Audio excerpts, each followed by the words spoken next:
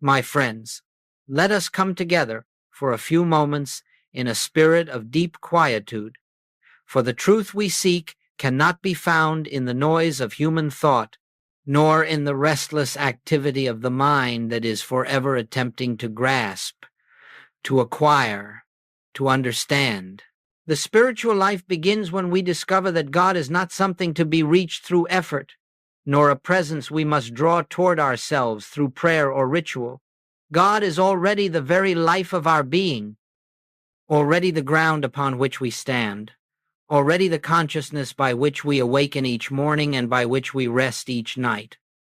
And so, before we go further, let us set aside the notion that we are here to acquire something or to gain spiritual attainment. We are here only to recognize that which has forever been true. The silence into which we enter is not a method nor a practice to achieve a goal, but a resting in the awareness that the infinite is already functioning as our very self.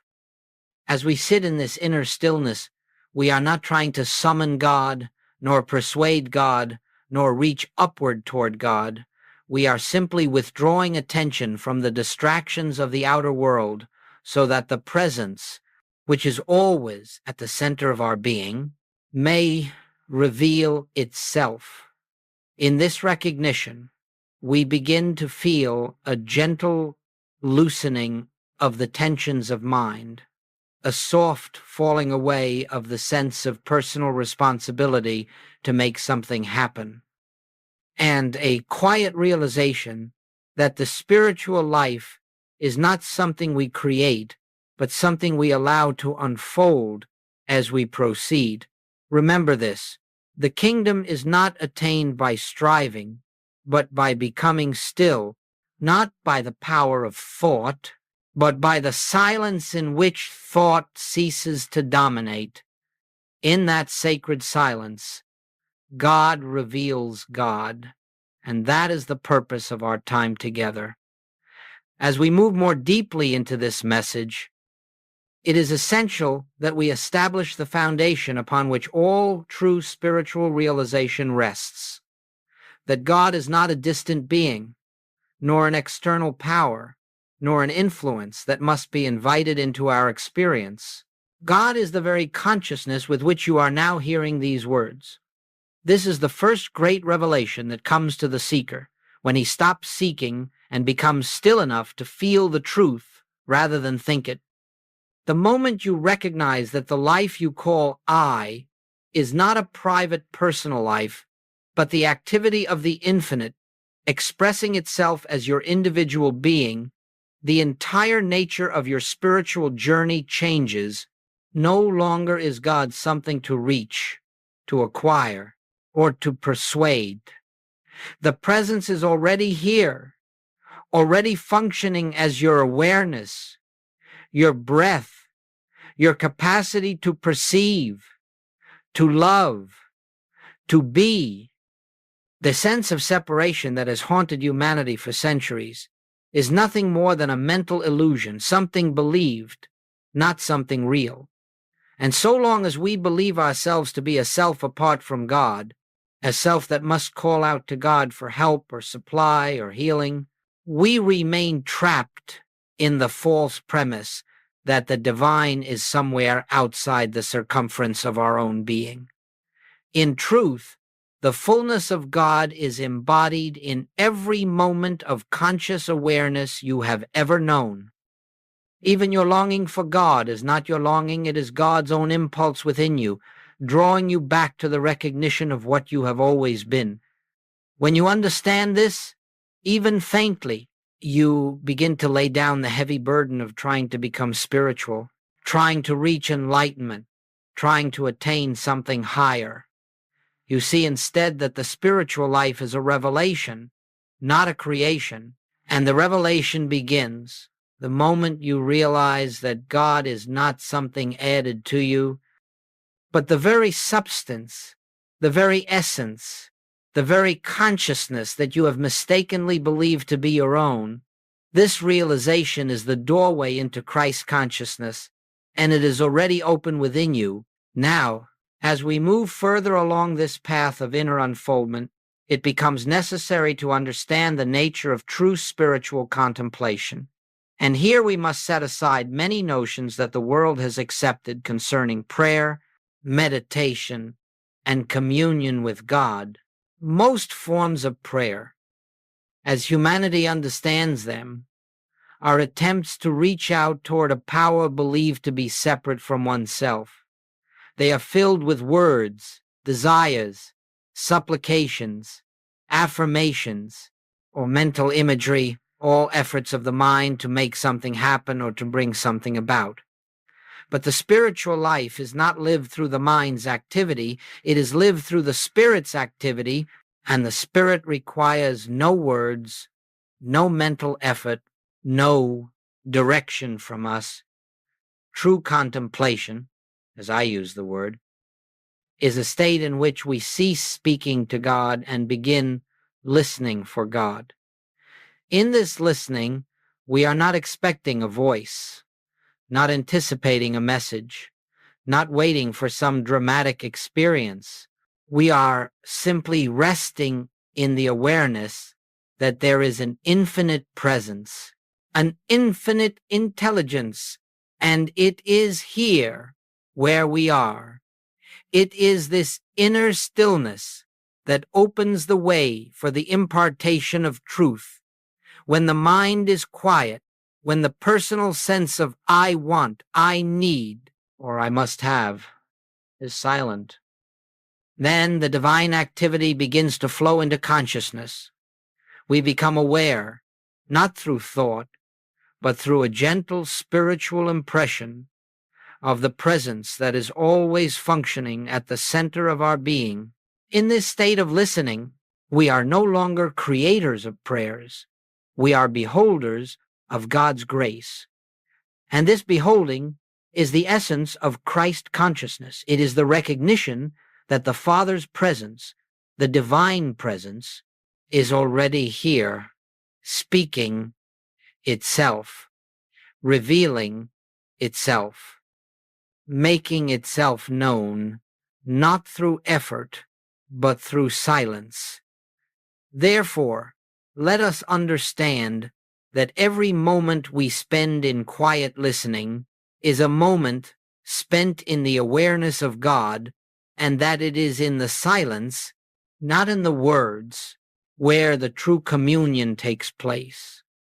Before we can enter the silence in which the presence reveals itself, there must come a quiet, humble willingness to set aside the personal sense of self that has, for so long, attempted to run our lives.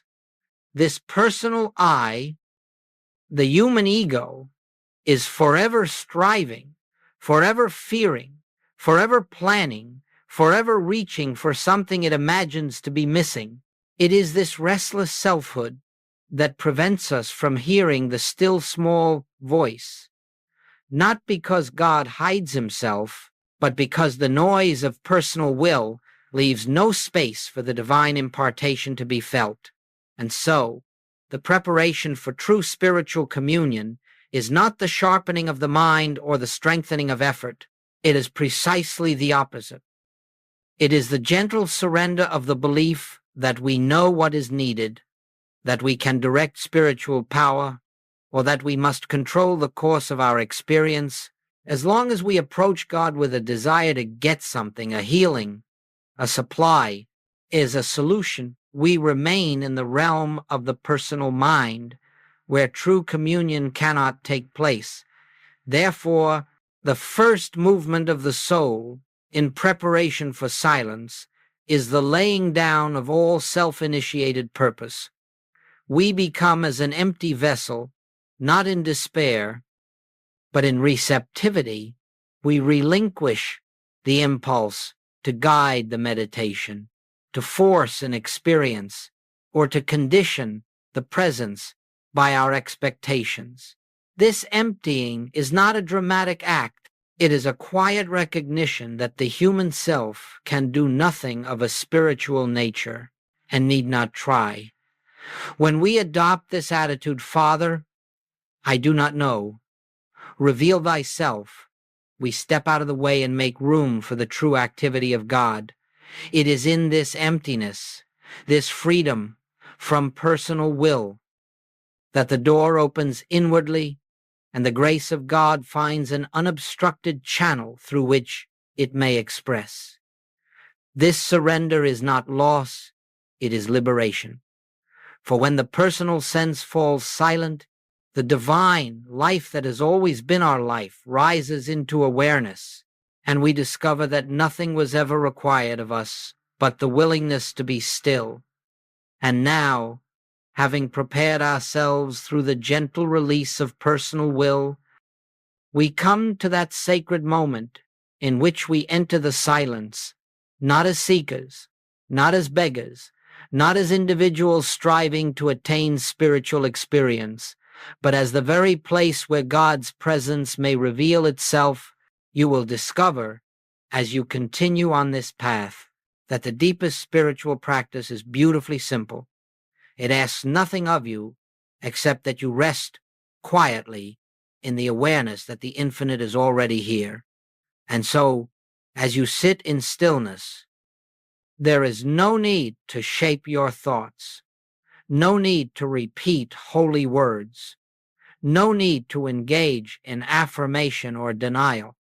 Those are activities of the mind, and the mind has no part in the revelation of spirit. Instead, let there be a moment of gentle recognition, perhaps only a whisper within your heart of the truth. Here I am, Father, speak, for thy servant heareth. This is not a phrase to repeat. It is not a mantra. It is a momentary turning, an inward remembrance that there is a presence, a love, an intelligence functioning at the center of your being. After this recognition, release even the words. Allow them to dissolve into silence. The practice now becomes pure receptivity. You are not waiting for an experience. You are not hoping for a sign. You are simply being still, inwardly open, inwardly listening, without expectation. A soft, inner quietness begins to form, a quietness not created by you, but arising of its own accord. The moment you stop leaning upon thought, in that stillness you may sense an unspoken assurance, a peace that is not dependent on conditions, a presence that cannot be named yet is unmistakably real. But even these are not sought. They are simply noticed. If they come, and if nothing comes, that too is perfect. For the value of this silence is not in what you feel, but in the fact that you have withdrawn from the mental noise long enough for God to be God in you without interference. This is the beginning of true spiritual communion. This is the doorway to Christ consciousness, and it is found only in the silence that contains no request, no argument, no effort, only the quiet recognition of omnipresence. As we rest in this holy silence, something begins to take place within us, something not of our doing, not of our planning, and not the result of any mental activity we could initiate. It is a spiritual activity, invisible to sense, yet unmistakably real. Goldsmith called this the impartation, the moment in which the infinite invisible announces itself within your consciousness. But let us be clear, this impartation does not come as a voice, nor as a vision, nor as an emotional surge. It comes as a stillness deeper than silence, a quiet assurance that needs no explanation. In this sacred inner atmosphere, you may discover that the fear which a moment ago seemed so real has dissolved without struggle. Tension that once gripped the mind loosens, not because you worked at it, but because fear and tension cannot exist in the presence of realized truth. You may feel a sense of being upheld, supported, even carried not by effort, but by the recognition of a presence greater than your human sense of life. This is the dawning of Christ consciousness, a subtle yet profound shift in which you know, without any reasoning, that the life you are living is not your own. It is the life of God, living itself as you. Nothing dramatic may occur outwardly, yet inwardly something has changed. You find yourself less reactive, less fearful, less dependent upon circumstances. The peace that arises is not a peace you created, it is the peace that passeth understanding, the peace that comes only when the personal sense of self has been set aside long enough for the divine self to make itself known. Often this impartation lasts only a moment, maybe even less than a moment, but in that moment, eternity touches you. And though the mind may rush in afterward with its concerns and questions, something within you has been transformed. You have felt, however faintly, the activity of God within your own consciousness, and this is the beginning of healing, the beginning of transformation, the beginning of a new way of being rooted, not in effort, but in revelation. Nothing more is required of you than to be receptive, to remain available, and to trust that grace knows its own way and its own timing. For Christ consciousness is never attained, it is revealed, and it reveals itself in those silent moments when the human mind yields to the presence that has been there all along. As we continue to rest in this inner stillness, you will begin to notice something quite remarkable. Problems that once held your attention, that seemed urgent, threatening, or insurmountable, begin to soften, lose their intensity, and in many cases dissolve altogether. And this occurs not because you have applied spiritual power to them, not because you have affirmed their unreality, nor because you have demanded a particular outcome. No, this transformation happens precisely because you have not brought the problem into your meditation. You have brought only your awareness of God in the presence of realized truth. The false sense drops away like a shadow before light. Let us understand a profound principle. A problem, in whatever form it appears, is never an entity in itself. It is only the mental picture formed when we view life from a sense of separation. When the mind is filled with fear, the picture is one of danger. When the mind is filled with lack, the picture is one of limitation. When the mind is filled with a sense of personal responsibility, the picture is one of burdens. But these pictures have no power of their own. They are projections of the mind. And so, the moment we stop trying to fix the picture, stop wrestling with conditions, stop treating effects, we create an opening through which the presence may reveal what has been true all along, that nothing stands apart from God, and therefore nothing has power to oppose the activity of God. In that light, discord dissolves, not because God intervenes, but because the illusion is seen for what it is. Disease yields, not because a human healer has done something, but because the presence is realized as the only life. Lack disappears, not through positive thinking, but through the recognition that omnipresence leaves no space for absence. Harmony is restored, not by manipulating circumstances, but by allowing the divine order to appear where human will has stepped aside.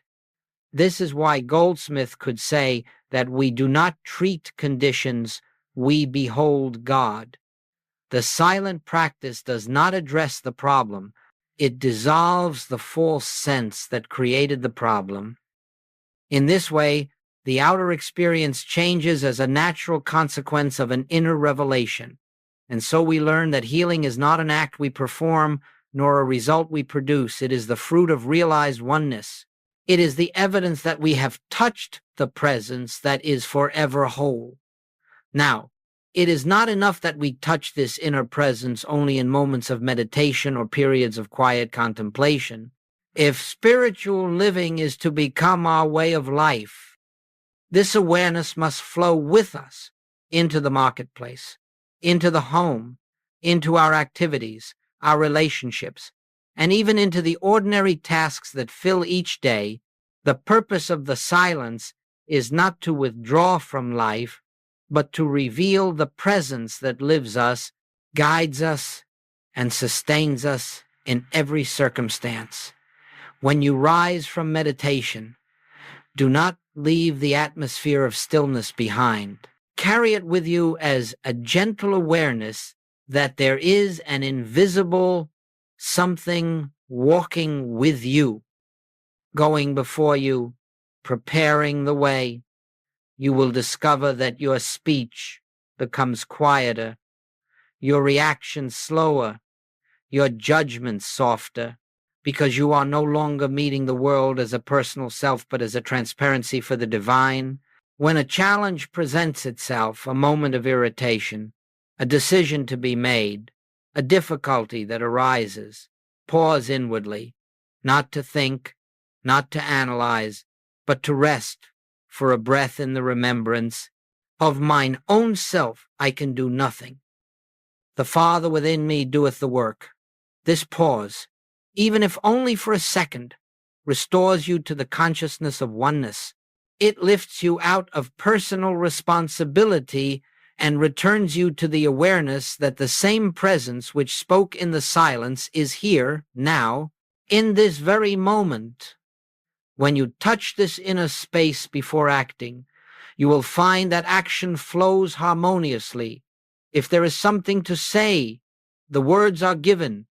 If there is something to do, the intuition arises gently, without strain. And if silence is required, you will feel it as naturally as a leaf turning toward the sun. Over time, this becomes not a practice, but a state of being. You come to realize that the presence that met you in your meditation is never absent.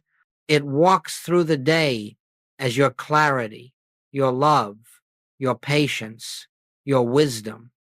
It gradually becomes clear that there is no moment in which you live alone. The invisible Christ goes before you, stands behind you, and moves within you. This is spiritual living, not the attempt to remember God as a discipline, but the recognition that God is remembering you, carrying you, and expressing as you. When this awareness becomes the background of your life, even the simplest activities are transformed. The ordinary becomes sacred, the mundane becomes illumined, and every step you take is taken in the quiet assurance that you are never separate from the one who is your life. And now, as we bring this period of sharing to a close, let us once more return to that sacred stillness in which all true revelation takes place.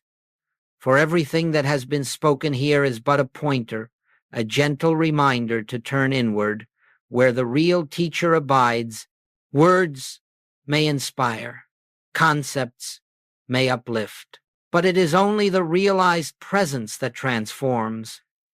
And that presence is not far off. It is closer than breath, nearer than thought, hidden in the quiet depths of your own being.